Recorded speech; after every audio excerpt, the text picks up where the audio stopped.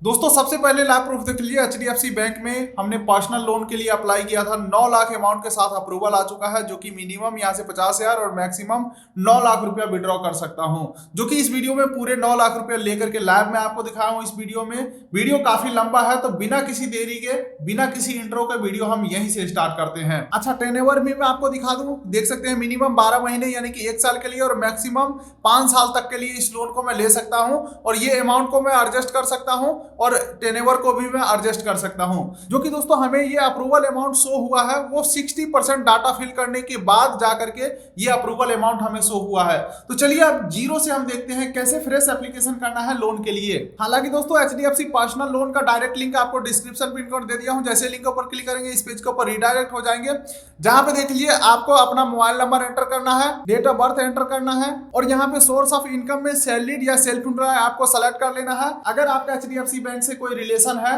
तो आप एक बार नेट बैंकिंग में जाकर के प्री अप्रूव ऑफर में चेक कर सकते हो। लेकिन मैं इस फैमिली मेंबर का बिल्कुल ही फ्रेश एप्लीकेशन के थ्रू अप्लाई कर रहे हैं, यानी कि सारा डिटेल हम जीरो से फिल करेंगे। तो यहाँ पे सैलरीड या सेल्फ एम्प्लॉय सेलेक्ट करेंगे और आगे का ये 3 टर्म्स एंड कंडीशन एग्री करेंगे और व्यू लोन एलिजिबिलिटी के ऊपर हम क्लिक करेंगे। उसके बाद दोस्तों आपके नंबर पे ओटीपी आएगा, ओटीपी सबमिट करेंगे और यहाँ पे 3 टर्म्स एंड कंडीशन आ रहा है, तीनों को एग्री करके अप्लाई हेयर के ऊपर क्लिक कर देंगे। तो दोस्तों इस लोन को मैं एज ए सैलरीड पर्सन आगे कंटिन्यू किया था, क्योंकि अगर मैं सेल्फ एम्प्लॉय डाल करके अप्लाई करता तो वो हमारा बिजनेस लोन की तरफ चला जाता। अगर आपको पर्सनल लोन चाहिए तो पर्सनल लोन ज्यादातर सैलरीड पर्सन को दिया जाता है। अगर आप सेल्फ एम्प्लॉय दिखाओगे तो पर्सनल लोन ज्यादातर या तो रिजेक्ट हो जाता है या तो आपको बिजनेस लोन के थ्रू जाना चाहिए। तो मैंने सैलरी सेलेक्ट किया था। तो अब यहाँ पे पूछ रहा है आपका जो सैलरी है वो एचडीएफसी बैंक में आता है या अदर बैंक में आता है। तो दोस्तों हम यूट्यूब पे काम करते हैं और हमारा जो पेमेंट है वो एचडीएफसी बैंक के ही अंदर आता है। तो हमारे इस नंबर से जो बैंक अकाउंट लिंक है ये ऑटोमेटिक आ चुका है, यहाँ पे हम सेलेक्ट कर सकते हैं। या आपका अदर किसी बैंक में पेमेंट आता है तो वो अदर बैंक सेलेक्ट करके अकाउंट सेलेक्ट कर लेना है।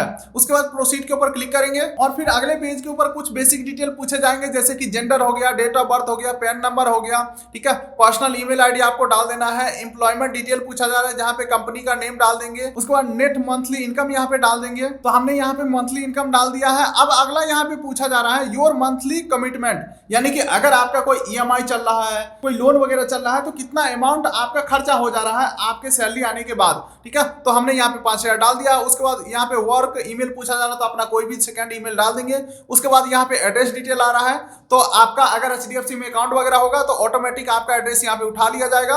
अगर आपका कम्युनिकेशन एड्रेस या परमानेंट करंट एड्रेस अलग अलग है तो यहाँ पे आप नो कर सकते हो, लेकिन मेरा जो एड्रेस है वो सबके लिए सेम है, करंट, परमानेंट और कम्युनिकेशन सबके लिए एक ही एड्रेस है, तो हमने डाल दिया है। उसके बाद यहाँ पे पूछा जा रहा है आपको एचडीएफसी बैंक का कोई इंप्लॉय हेल्प कर रहा है। अगर आप यहाँ पे यस करते हो तो उनका कोड वगैरह डालना पड़ेगा, जो कि हो सकता है उनको कुछ बेनिफिट मिले आपका लोन मिलने के बाद, लेकिन मैं यहाँ पे नो करने वाला हूँ। अच्छा, अगर आप यस करते हो तो SM code, SE code, LG code, LC code, ठीक है, यानी कि उनके आईडी कार्ड के अकॉर्डिंग यहाँ पे डिटेल डालना पड़ेगा। तो ये सब चीजों को हटा करके कंटिन्यू के ऊपर मैं क्लिक करता हूँ। और अब दोस्तों हमें थोड़ा सा वेट करना है, पेज लोड ले रहा है। यहाँ पे ऑफर निकल के आ रहा है, देख सकते हैं यहाँ पे घूम जा रहा है, घूमी जा रहा है, घूमी जा रहा है, best loan offer for you. यहाँ पे ऑफर हमारा निकाला जा रहा है, हम थोड़ा सा हम वेट कर लेते हैं। और यहाँ पे अभी तक ज्यादा डाटा फिल तो नहीं करवाया गया है, बस बेसिक डिटेल पूछा गया है और मुझे लगता है लोन का अमाउंट अप्रूवल शो कर जाएगा। उसके बाद बहुत सारी चीजें पूछे जाएंगे, थोड़ा सा हम वेट करते हैं। चलो इसे मैं स्किप करता हूँ और जो अप्रूवल पेज आता है वो मैं आपको दिखाता हूँ। तो ये दोस्तों देख सकते हैं फाइनली हमारा जो है अप्रूवल निकल के आ चुका है। देख सकते हैं 9 लाख ओनली, यानी कि 9 लाख का अप्रूवल आ चुका है, ठीक है। इस अमाउंट को हम कम ज्यादा कर सकते हैं, 60 मंथ तक के लिए इसे मैं ले सकता हूं, जो कि इस पूरे अमाउंट को अगर मैं 5 साल के लिए यानी कि 60 मंथ के लिए लेता हूं तो मंथली इंस्टॉलमेंट होने वाला है 20,020 रुपए का,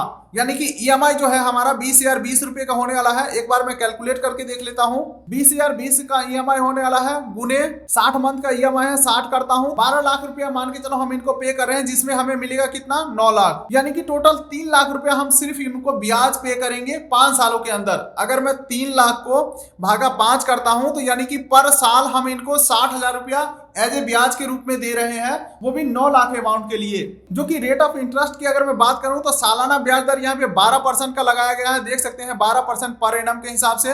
और जो चार्जेस वगैरह काटे जाएगा वो 4,129 रुपया चार्जेस काटा जाएगा, यानी कि ये 9 लाख में से 4,000 रुपया काट के बाकी अमाउंट हमारे अकाउंट में आएगा। तो ये अमाउंट जो है वो काफी बड़ा है, इतना मैंने एक्सपेक्ट नहीं किया था। तो अब मुझे थोड़ा सा समय चाहिए विचार करने के लिए कि कितना लोन हमें जरूरत है, कितना लोन हमें अकाउंट में लेना चाहिए। वैसे यहाँ पे आप देख सकते हैं अगर मैं कम अमाउंट कर रहा हूँ तो भी यहाँ पे टेनेवर अच्छा खासा मिल रहा है, 2,70,000 अगर मैं लूँ 23,000 का EMI होने वाला है 1 साल के लिए। ठीक है, बाकी स्क्रीनशॉट वगैरह ले सकते हैं। अगर आपको 4.5 लाख रुपया लेना है 24 महीने के लिए तो कितना EMI बनेगा। चलिए दोस्तों, अमाउंट और टर्नओवर सेलेक्ट करके जैसे ही आप आगे प्रोसीड करते हो तो देख सकते हैं हम आ चुके हैं इनकम ई वेरिफिकेशन पेज के ऊपर। देखिए दोस्तों, इतना बड़ा लोन अमाउंट है और HDFC से प्री अप्रूव हमें कोई ऑफर नहीं था, तो हमें इनकम प्रूफ तो देना ही पड़ेगा या इनकम वेरीफाई करना ही पड़ेगा। और वैसे हमारे पास कोई इनकम प्रूफ है नहीं, सच बताऊं तो, क्योंकि YouTube से जो पेमेंट आता है एक तरह से YouTube इनकम हमारा बिजनेस इनकम होना चाहिए, लेकिन जरूरत पड़ने पर हम उसे सैलरी इनकम भी बता सकते हैं, क्योंकि गूगल कंपनी है जिसके अंदर YouTube है जहां पे हम काम करते हैं। ठीक है, तो हम देखते हैं हमारा किस तरीके से यहाँ पे काम निकलने वाला है। जो भी है लैब प्रूफ आपके सामने होने वाला है। अच्छा, तो यहाँ पे ई वेरीफाई योर इनकम का ऑप्शन है और सेकंड ऑप्शन है skip E verification and declare income manually. ठीक है, तो ये मैनुअल प्रोसेस के थ्रू अगर हम आगे कंटिन्यू करेंगे तो दोस्तों इनकम वेरीफाई होने में 1 हफ्ते का समय लग सकता है, क्योंकि ब्रांच जाना पड़ेगा हमें, पता नहीं फिर वो क्या क्या डॉक्यूमेंट मांगेंगे, कहीं वो एक्चुअल में सैलरी स्लिप मांग लिया फिर तो हमारा काम खत्म हो जाएगा।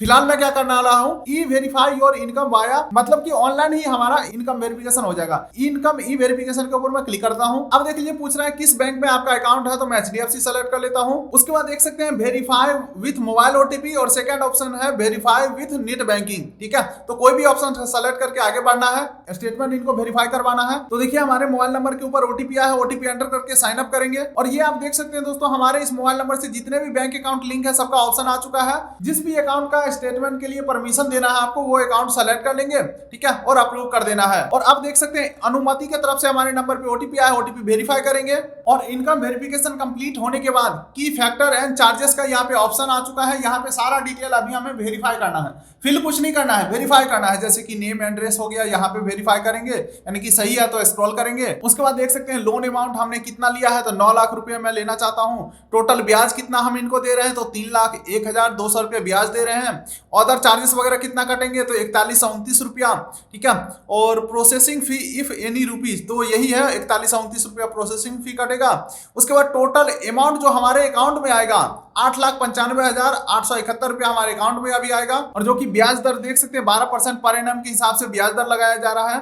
ठीक है, उसके बाद टेन्योर ऑफ द लोन, यानी कि कितने दिनों के लिए मैं लोन ले रहा हूं, तो 60 महीने के लिए, यानी कि 5 साल के लिए इस लोन को ले रहा हूं। रीपेमेंट मंथली हमें करना है। ठीक है, नंबर ऑफ इंस्टॉलमेंट 60 EMI होने वाला है। EMI अमाउंट 20,020 रुपये का होने वाला है। EMI कब से स्टार्ट होगा, तो यहाँ पे डेट दिया हुआ है। और आप यहाँ पे देख सकते हैं EMI स्टार्ट डेट और EMI एंड डेट यहाँ पे दिया हुआ है। ठीक है, उसके बाद एडवांस EMI यहाँ पे नो है।